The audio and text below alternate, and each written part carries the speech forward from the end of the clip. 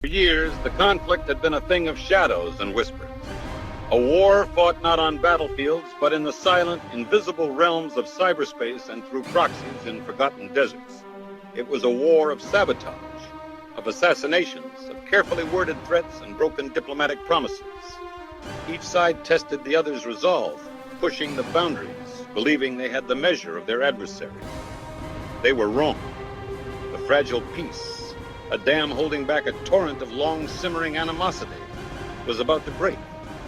What had been a Cold War, fought with algorithms and assassins, was about to turn catastrophically hot.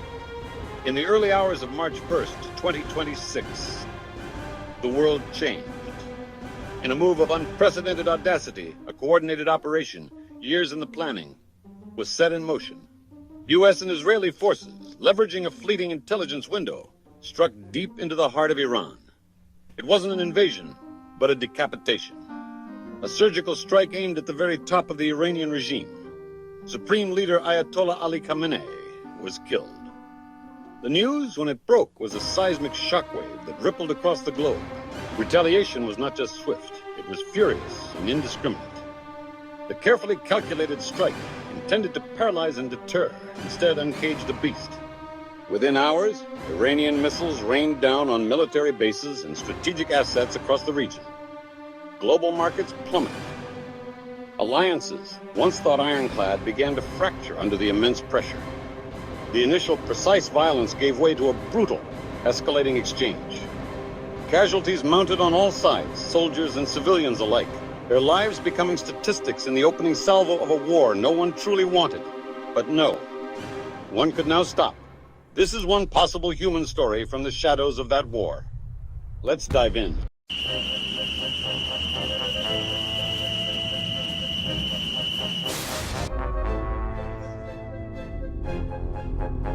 Hawk, package confirmed. Target, remaining IRGC leadership bunker. Execute on my mark.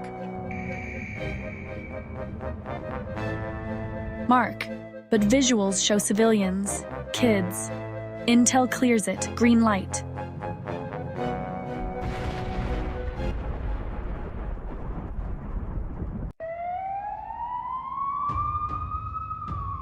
It can't be all of them.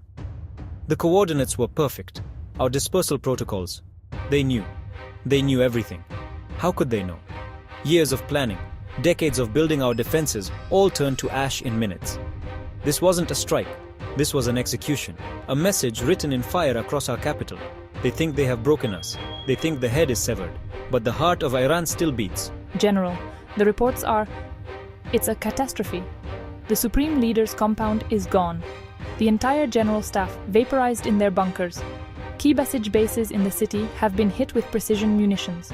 It's a decapitation. There's no one left in the primary chain of command. The Americans aren't just striking back. They want regime change. They want to erase us. Then we make them pay. We will show them the cost of their arrogance. Initiate protocol Scorched Earth, full salvo on Tel Aviv and Haifa. Target their command centers, their airfields, their ports. Hit the US bases in Kuwait and Bahrain with everything we have. Launch every mobile platform, every Shahab, every Sejil. Empty the silos. I want the sky to burn from here to the Mediterranean. Reza, stop. Think. Our command and control is shattered. Our air defenses are collapsing under coordinated cyber attacks. This isn't a war we can win with missiles. This is suicide. Firing everything now will only invite a final overwhelming response. This ends the Islamic Republic. It ends us. There will be nothing left to rule but rubble. Better to fight and die on our feet than to live on our knees. We will not be cowed. We will not surrender our sovereignty. If this is the end, then the world will remember that we did not go quietly into the night. They will remember the fire we rained upon our enemies. Now, follow the order.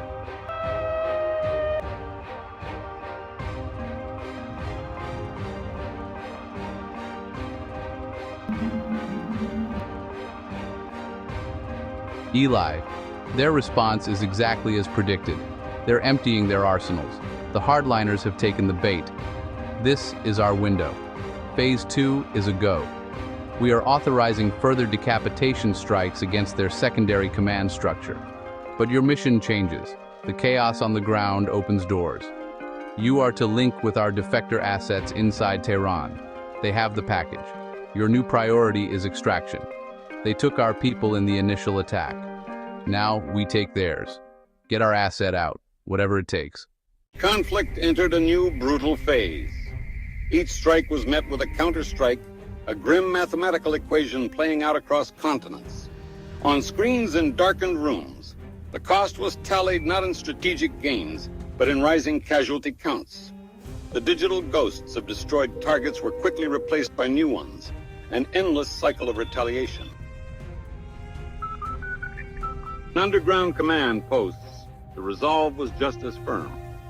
Orders were given with a chilling clarity, fueled by a nationalistic fervor that demanded retribution. The machinery of war, once set in motion, was proving nearly impossible to stop. On the ground, the strategic calculus of generals became the terrifying reality of civilians. In Tehran, the air thrummed with the sound of sirens and distant explosions. Fear was a currency traded on every street corner, as ordinary life was fractured by a conflict far beyond any one person's control. From the highest office, the message was one of unwavering resolve, a promise of security wrapped in the language of vengeance. Major combat operations will continue until our objectives are achieved. We will not falter. We will not tire. We will avenge our fallen, and we will hold those responsible to account. Further casualties are a tragic but necessary price for the peace that will follow. But for those executing the orders, the word necessary had begun to lose its meaning. Each decision carried a weight that the speeches could not convey. Sarah felt the pressure mounting, the moral lines blurring with every new target package that appeared on her screen. Marcus. Hawk, new directive.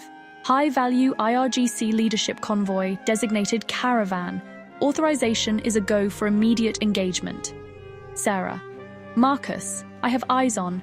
Thermal shows non-combatants intermingled with the target vehicles. They're using them as cover. This is leadership. But the families are too close. The collateral estimate is unacceptable. Marcus. Intel says it's a calculated move. They know our ROE. Command is aware of the risk, Sarah. 3 of our own died in the Kuwait retaliation. The orders stand. Engage Caravan. Sarah. I'm flagging the target. Aborting the run.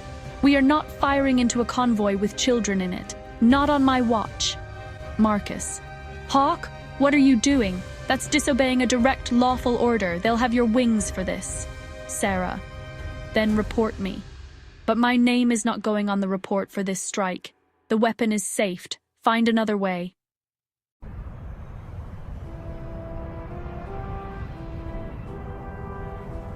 The regime fractures, people rise, but missiles still fly. How do we stop this?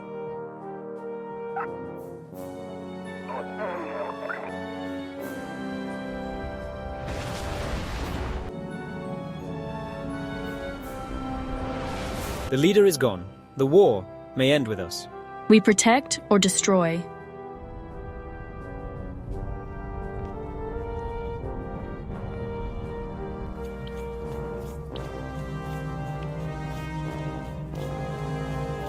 In ours, history turned, lives lost. Questions remain.